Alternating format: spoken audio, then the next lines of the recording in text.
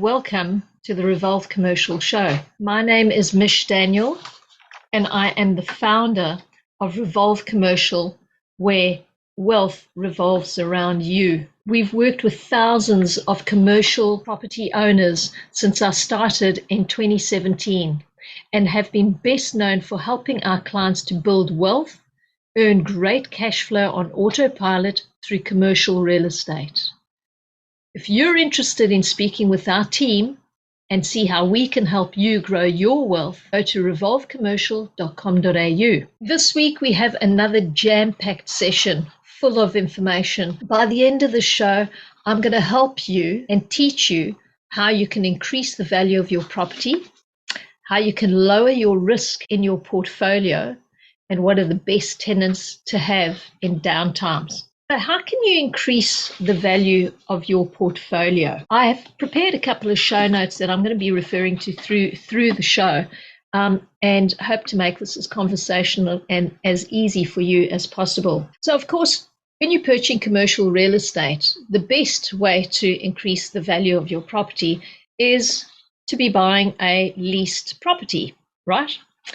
So when you're buying a leased property, you want to make sure that it ticks all the boxes, or as many of the boxes as possible. Now, there's a lot of pros and cons in buying that leased property. And of course, one of the biggest pros is that it has a lease and that it has a confirmed income. And that is what you need to articulate and make sure that that income is what it is promising to be in the get-go in your due diligence. Now, we've had quite a couple of cases, and I'll tell you a little story. A client of mine who went out and decided she didn't want to use a buyer's agent. So she went out and bought a property, and 2 days after she bought the property, she phoned me and she said, Mish, I've bought this amazing property. It's absolutely amazing. It's giving me an 11% return. And can you just help me out to understand a couple of things in the lease? So I had a look at the property, and I said to her, I think you've overpaid for the property. And she said, no, there's no ways that I could have overpaid for the property. It's a good rental, and it's a good income and whatever. And I said, yep, it was a medical property. The lease was coming up for renewal within about 2 years. And when we did the rent review, I realized that they had beefed up the rental on the property probably by about 20%, which inadvertently meant that she had paid 20% more for this property, and the possibility is that the tenant was going to move out. Long story short, she paid in the region of about $900,000 for this property, and the tenant did decide that they were going to move out. She found it very, very difficult to relet this property, and ended up having to sell it for about $600,000 vacant. So, rule of thumb, do your due diligence. Make sure that your lease, that your rentals are the correct rentals when you're buying that property. And if it isn't, walk away. Make sure that you get help. The other thing is, invest in prime locations. And what do I mean by prime locations? Busy streets, lots of traffic. If it's a retail property, you want to make sure, what is retail? Retail is a property that is appealing to the passing trade. So you want to make sure that you're in a position where you're getting a lot of that trade. If it's an industrial property, it's a property that would require, let's say, cargo set down. So 40-foot containers, 20-foot containers, can they fit in? Is there lots of space for parking? Is there lots of space for trucks to come and go? So there are various different things that you need to be looking out for with various different properties. So when purchasing a property and adding value to your portfolio, you want to make sure that you're doing your market research. You want to make sure that you're looking into what is around in that area. Is there an oversupply or an undersupply of the type of property or the business that's in that property in that area? Where is the trend moving? Is the trend moving up? Is the trend moving down? Is it slipping backwards? Because then you don't want to be going into that area, or you don't want to be buying a property with that type of tenant in it. And a good example of this would be a print shop. Let's say you've got a print shop that's been printing for many years, retail, and been selling photocopiers. Hell, photocopiers have gone 100 times backwards, because you can be buying photocopiers at Officeworks or one of the big retailers at a fraction of the price. So how long have those tenants been in that building? How is their business doing? Is their business thriving? Have they diversified? Have they gone more into various different other types of suppliers? So you really got to be looking into the tenant, as well as the position of the shop itself. How much traffic are they attracting? How much of their business is repeat business? How much is one-off business? These are all things that you're going to be doing in your market research, which forms part of your due diligence. Now, a lot of this you can do before, and a lot of this information is online. And most important, when you speak to them, you're wanting to be finding out from them what are their plans for the future and where they're going. The next thing we're looking at is tenant caliber and the lease term. So the caliber of the tenant. Are you dealing with a mom and pop type tenant? Do they understand their lease? Do they understand the terms in their lease? Do they understand, has somebody gone through it with them and explain to them what the pros and cons are?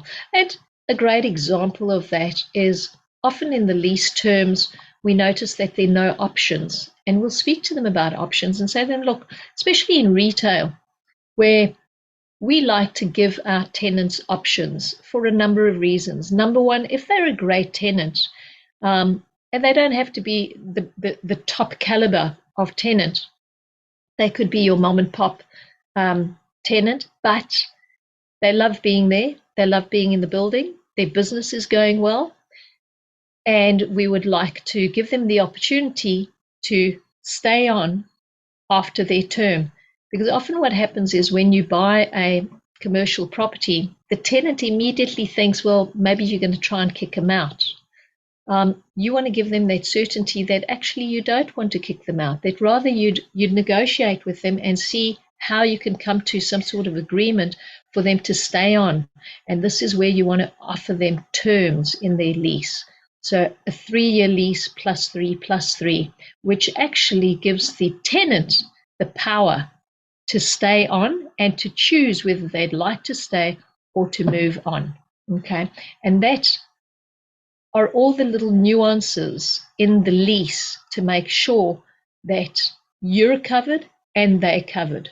And it's basically an agreement. And an agreement is an agreement between two people, you, the landlord, and then the tenants.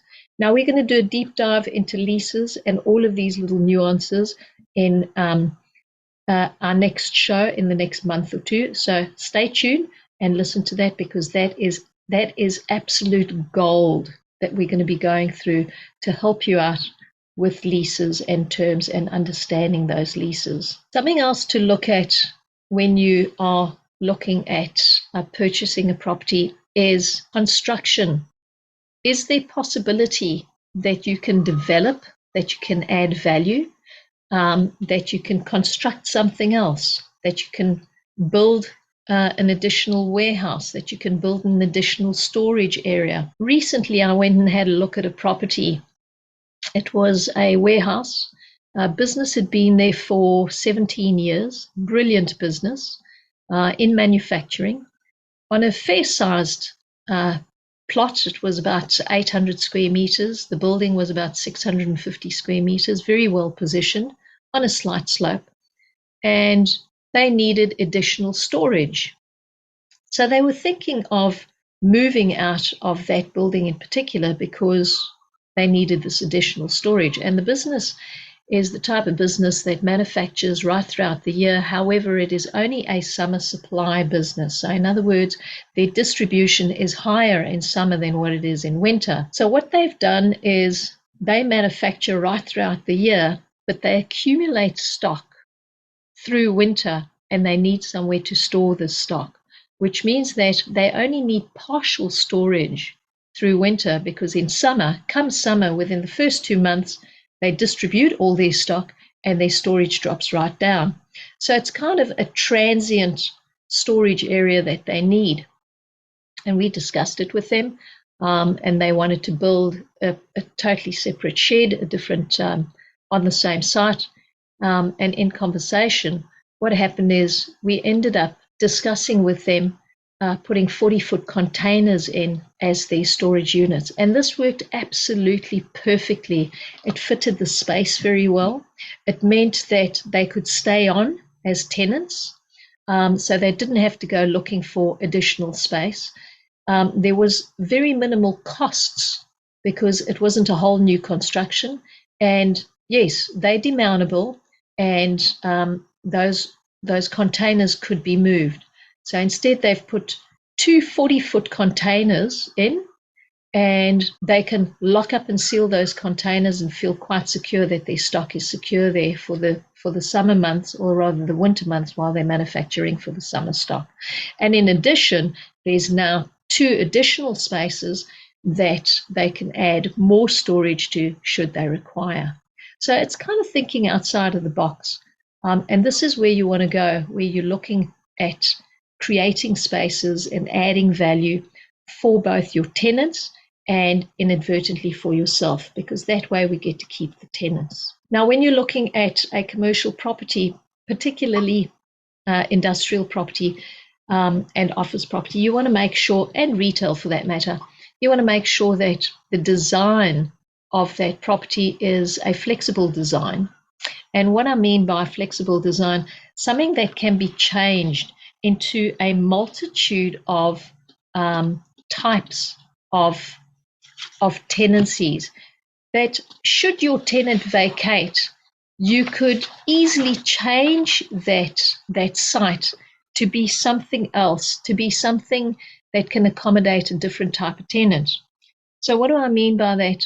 Let's take a retail shop, for instance. Let's take the photocopier shop. Should the photocopier guys move out, you want to have a look at how many exits are there. And what I mean by exits are exit strategies as well as doors. The more doors that you have in a property, the more options you have. This one in particular had a very small roller shutter door at the back of the building, which means that straight away they could do, a new tenant could come in there and be doing distribution. And what I mean by that is if they've got a roller shutter door, they can be making deliveries in the back and distributing out the front. Okay, so it lends itself to online business, to early startup pick and pack businesses. So there's a multitude of not only retail, because it is essentially set up as retail, but you've got that extra option of having that distribution type business out of the same premise. So that's just one example of many. Investing in properties with development potential, as I mentioned earlier, the warehouse where it was quite a large footprint on quite a large property, and instead of developing, putting containers in was an option, and a hell of a lot easier to put containers in than actually developing. However, the great thing about this property is, and something to think about when you're buying industrial, is have a look at the height, because you could be buying industrial where your height is fairly limited. If it's only 3 meters or 4 meters in height, it means that you wouldn't be able to put a mezzanine floor in. And if you did put a mezzanine floor in, it would be fairly restrictive. So you want to be buying a property where you've got at least 7 to 8 meters in airspace, in height. The best way to add value in industrial is to put a mezzanine floor in. Now, there's a lot of variations in putting that mezzanine in, and there's a lot of rules and regulations about that as well, because officially, the more space that you have per square meter, you need to have parking to accommodate that. I would say probably about 80% of little pop-up warehouses from the Sunshine Coast through to the Gold Coast and other parts of the country as well have got mezzanine floors. Do not have them certified, which is a pro and a con for yourself, and you can decide whether you want to do that or not. And those properties are earning more rental out of every single square meter that's going into that property. Now, just think about this. If you've got a little warehouse, let's say it's 500 square meters, and you put a mezzanine floor in, you paying for the mezzanine floor, and that could be costing you maybe $30,000, $50,000, depending on the structure and the weight bearing of it as well. So in other words, load bearing, whether it's 1 ton per square meter or less than that. And that's all in the engineering. What I would recommend is that you do get certified engineered plans if you're going to be building mezzanine floors. However, if you've got 500 square meters and you're adding an additional 250 square meters, you're paying for it, which means that you can charge for the rental. That is 50% more rental that you're charging on your rental income, which means that you're increasing the value of your property proportionately by the value of your rental. Now, I ran some figures in a previous show on numbers and figures, and I would have shown you how that actually works and how that translates to the value of your property. But that is tremendous value that you're adding, because for every dollar you're adding to your property, it proportionately is pushing the price up to the value of the property itself. So these are strategies that can be implemented to adding value to your property and adding value to your portfolio. And I've mentioned a couple: storage, development, and when I say storage, it could be cage storage, it could be additional storage, it could be additional parking. So if you have the ability, and if your property is in an area where there's a high demand on parking, have a look at your parking and see whether you can rent it out. Maybe rent it out to short stay parking, other tenants in the building that may be looking for parking. That is adding value, because again, for every square meter that you're renting out, you're getting rental on it. For every dollar that you're getting rental on, it's adding to your bottom line, which inadvertently is adding to the value of your property. Let's say you now take over a new property, you acquire a great new property, and your tenants are wanting to potentially move out. Best thing to do, and I always say, try not to lose your tenants. Whatever you can do, try and keep your tenants. Negotiate additional incentives at rent reviews. Do not lose your tenants. Negotiate, find out from them, number one, why are they moving out? What is happening in their lives that you can assist them with? Like the example that I gave you, that our tenants felt like they needed bigger space. We sat down with them, we looked at it, we worked it through, and came to the decision. And it was actually their idea to come up with building a little mini storage. And instead of building that storage, which would have cost us both in the end of the day, they decided to put storage containers in. Now, the great thing is they can put double story storage containers. At the moment, they've got 2, they can put 4, they can put 6 in, and they can double up on those containers as well.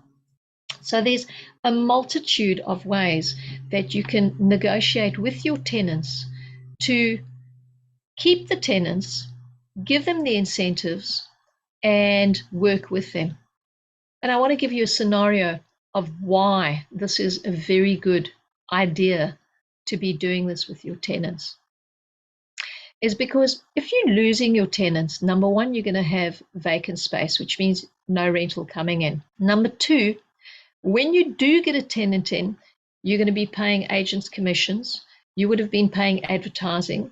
You would have been running around or having somebody else run around back and forward to go and show that property 10,000 times over, if need be. And then new tenants come in and they're going to be looking for incentives. They're either going to be looking for fit out, or they're going to be looking for free rental, or they're going to be looking for some sort of incentive for them to go into that property.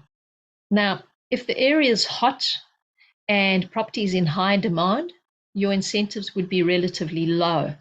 However, if there's no high demand and there's quite a large vacancy in the area, your incentives are going to be very high.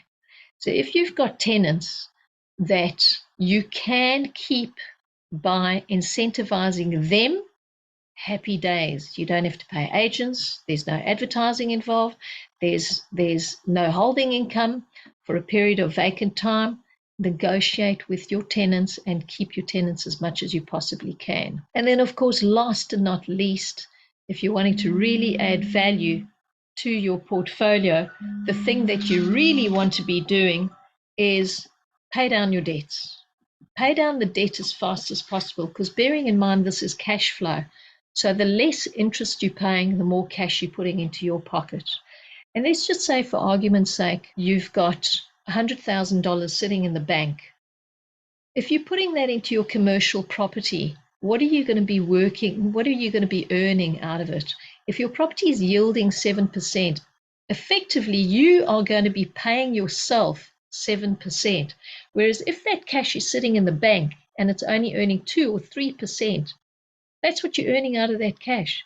So put that money into your commercial property, pay it down as fast as you possibly can, because the faster you're paying it down, the more cash you're putting into your pocket, and that property is valuing more should you need it to. So the next thing we're going to be having a look at is, how can I lower my risk when purchasing further properties in my portfolio? So the first thing, of course, I always say is, you have a strategy, diversify your holdings. You want to make sure that you've got property in all three areas of commercial property. You want to make sure that you've got a good spread across all sectors: industrial, office, and retail. Why? Should one of those sectors fall over, for instance, COVID-19, which sector fell over the hardest? Office. You've got the other two, retail and industrial. So always diversify your holdings as much as you possibly can. Then monitor your properties on a monthly basis or a biannual basis to see how they're doing, how the tenants are going, how they're tracking, what's happening in the industry. Does it look like the industry that they're in is moving? Does it look like the industry is starting to shrivel away? Prepare yourself for the future. Very hard to predict what's going to be happening in the future, but you can always see pretty much where the trends are going, and prepare yourself in the future. Have that communication with your properties. Monitor what's going on. Are the properties in good condition? Do they need repairs? Now, here's a little hint, okay? If your properties need repair, I always say spend the money. Why? Because number one, you're getting that tax-free, okay? You're going to be getting that money back at the end of your financial year. And a great example of that is, one of my tenants needed the power board to be fixed and repaired. And it was a little bit of a grumble at the time because the property wasn't doing too well, but we had a bit of cash flow on it, and I thought, what the heck, let's spend it. Happy days at the end of financial tax year, you wanting to be driving as many expenses through so that you're getting that money back. So relative to what you are spending on that property, spend the money. You are bettering the quality of the property when you are spending money on your commercial real estate, and you are getting the tax benefit on that. So if your tenants are asking for new air conditioners, happy days, put them in, because you're going to get that back in your tax at the end of your financial year. And you're going to be keeping a tenant and making them very happy. Fix roof. Biggest thing at the moment. Loads and loads of rain. Roofs are like leaking like sieves. Get good replacements. Get it fixed, because it's cash flow. It's adding value to your property, and you are going to be getting that money back. Give your tenants the security of knowing that you are looking after them, you look good in their eyes, and you're fixing their problems. Work with professionals. Make sure that you're working with a very professional team of managers, property management.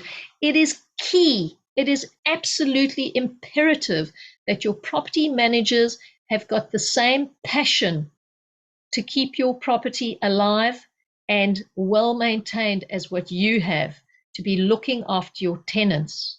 I have seen hundreds and thousands of property owners get really stung, get hurt by their property managers just not looking after them.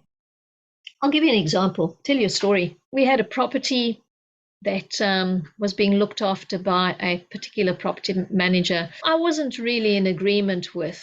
And there was one tenant who was a little bit difficult, threw his weight around a little bit. However, he was trying to explain to the property manager that things were on a little bit of a downturn for him and that he needed assistance, and he was asking for assistance. The property manager just wouldn't hear it. The property manager was just saying, no, pay your rent, no, pay your rent. Wasn't listening to the guy's problems. And at the end of the day, they had a huge blow up because the tenant couldn't pay his full rental, so he was paying bits and pieces. The agent wasn't listening, was pushing like crazy, and it got to a point where they almost were throwing fists at each other. And I climbed in and I said, wow, wait a minute, guys, let's just listen to what the problems are and let's see how we can help them. And it turns out that there was a tenant that was going in next door who would have been, it was a gym that would have been fantastic for this tenant. This tenant was a little cafe owner. He was a fast foods little retailer. Everybody loved him. He was in the prime position. And unfortunately, because before I could salvage the situation, the property manager had kicked him out and locked his doors. This guy came back in the middle of the night, broke into the place, ripped the fit out completely, ripped it right down to raw concrete, and in one night had ripped that shop apart and left. Now, this was a major problem because of the relationship between the property manager and the shopkeeper. The owner of the property ended up having the problem. So when they opened that shop up the next day, it was an absolute work site. It was raw brick. It had been pulled right down to the concrete. He had even lifted the tiles off the floor, and he did this right through the night because he was so angry with the way that he'd been treated by the property manager. So guys, your property managers are absolute key to the value of your property. That owner had to end up having to repay and redo an entire fit out without a tenant. Not a happy story. So make sure that your property manager is working for you in your best interests. The other thing is insurance. Make sure that you do have adequate cover. Make sure that you are covered for events that happen in that part of the country, whether it be fire or whether it be floods or whether it be whatever, riots in that particular part of the country. Make sure that your insurance covers it. Now, there are a couple of industries in insurance that insurance really don't like. We have had previous podcasts where we've spoken about it. And I'm not going to go over them again today, but have a look-see in the podcast that we did on insurance.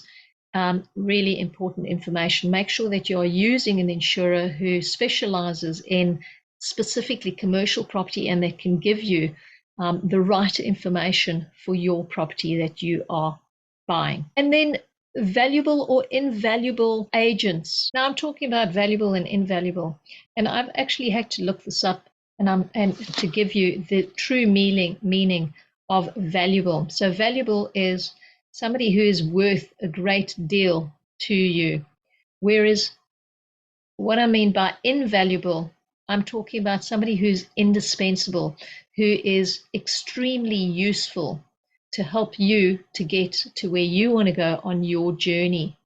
And I would say this would be a codependent relationship because they want the work and you want them to do the work. The next section that we're going to move into is what are the best tenants in the downtimes Everybody talks about medical tenants, dental properties, and most certainly these tenants are great, not only in the downtimes, but right throughout purchasing commercial real estate now and into the future. Why do we say this? Why are dental and medical clinics so valuable? Well, think about it. In the downtime, people get sick. Everybody's always going to get sick. Yes, the medical industry is changing. However, what is the best thing to do is to actually have physical help from somebody who can help you. And the medical industry is vast. It's massive. It's not just your GP, mom and pop on the corner. We're talking about medical help as far as every single aspect of health and wellness in the medical industry. Same goes for dental, which is not only dentistry. It could be all sorts of services that are relative to dental and all the supporting industries that support the dental industries. For instance, dental manufacturers who manufacture dentures, who do braces. The next thing would be allied medical, and allied medical could be health and well-being to mental health, to hand surgeons or hand specialists, hand clinics, arm clinics, special injury clinics, after surgery clinics. There's a multitude of allied medical industries that are relative to that: chiropractors, homeopaths, osteopaths, and the list goes on. E-commerce. So in e-commerce, I was talking about it earlier. So pick and pack distribution. And what you're really wanting to be looking for over here is always great to have a property with a little roller shutter door, because again, when you've got that roller shutter door, even if it's in retail, sometimes you can get properties that sort of cross over both retail. We've actually acquired properties that have been retail, wholesale, distribution, and office. So we've actually had accountants take up this property in particular, and they liked it because it was fairly inner city and it had a roller shutter door and they could park 2 cars in there. So there we go. The directors got to park their cars in there. It was a distribution retail with a roller shutter door, but it worked both ways. So thinking outside of the box is really what you're looking for in purchasing properties or thinking about downtimes when you are buying properties. Great tenants to have would be government tenants, professional services. And what I mean by government tenants is agencies typical of funding and sourcing, less likely to be affected by economic influences, fluctuations. And the reason why government tenancies is because they have long-term leases and they have continual leases. So they renew their leases on an ongoing basis. We were talking about healthcare providers earlier, and I would say clinics, small hospitals. They supply essential services and typically have got long-term fit-outs, long-term leases. Now, the reason why they have long-term leases is because typically they don't like to move, which means that they'll sign a long-term lease, and it's usually a 5 or a 7+7 year sort of lease, and their fit-out are quite expensive. So either you paying for this fit-out or the tenant's paying for the fit-out, and that is going to be quite a costly fit out. The tenant is not going to want to up and move to have to go through that cost all over again very easily. So they're going to make sure they do a lot of due diligence on your building to make sure that your building is going to be suitable to them into the future for the next 5, 10, 15 years. And that is why having those medical tenants are absolute key. Providers like utilities, telecommunications company, transportation providers, they are typical of stable rentals, of ongoing supply, of types of tenants that would have to continue working in down times. So you've got to be thinking about what is needed in those down times in order to make sure that your properties that you're buying have got the right tenants. What kind of properties stayed open were very required through COVID-19? Grocery stores, discount retailers, essential service providers, education providers, online education providers. A lot of them were perhaps closed down for a very short period of time, but what did they do? They converted to online education, so they couldn't have you in the classrooms. They couldn't have their students in the classroom straight away, but they converted to online education, and they had to keep running their operations in order to keep running their businesses. So education providers, most certainly. And I was having a conversation with one of my clients recently this week, and we were having a laugh about it. And I said to him, one of the industries that have always traditionally survived downtimes during recessions, wars, bad times, hard times, have been bottle shops. Get that? So bottle shops, why? Because when people are not feeling great, they want a little bit of a nupper. So what do? They'll go to the bottle shop. That makes them happy. That gives them a bit of a nupper. They go down to the pub. What do? Ladies want to feel good. They want to feel like they're still beautiful and they, feeling good about themselves. So what do they lean towards? Personal health care, hairdressers, beauty salons, anything that is relatively affordable and that is going to be, these are all feel-good sorts of businesses, and that is why those businesses thrive and survive in these times. So think about that when you're having a look at properties.